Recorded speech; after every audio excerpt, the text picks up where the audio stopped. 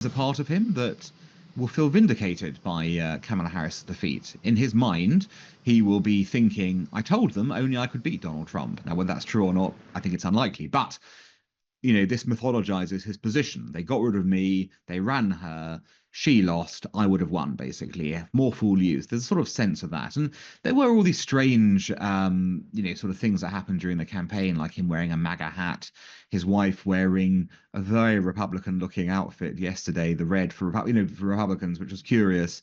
Some of the gaffes, the garbage comment, things like that, that didn't really help the situation. They're good, decent, honorable people. The only garbage I see floating out there is his supporters. His demonization of seen as unconscionable. Look, in part, that's just Joe Biden, though.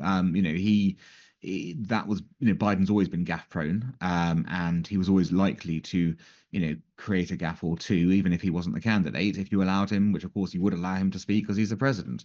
So I think, he could have done more, but I think because he'd been rejected essentially by his own party and by the American people through polling figures, it was difficult for him to play a larger role in the campaign, because the question would then be asked, well, why weren't you running? The first problem was obviously that Joe Biden was running at the start of this process and then didn't run at the end of this process.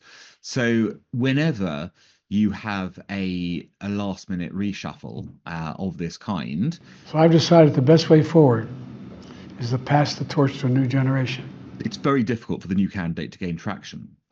So that's the first problem. They stuck with a candidate who shouldn't have been the candidate to begin with, because he was clearly past it. And he would, of course, lost, I think, by a lot more than Kamala Harris lost.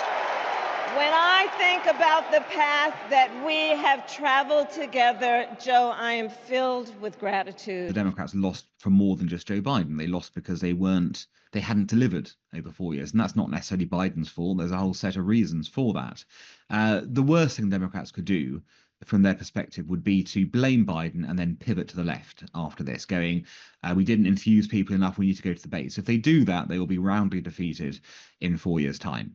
The best thing they can do is obviously to not blame Biden and go, right, well, there was a circumstance there that didn't work out, but clearly we needed a better candidate, full stop, because she didn't do very well either against a very, a weak Republican candidate ultimately.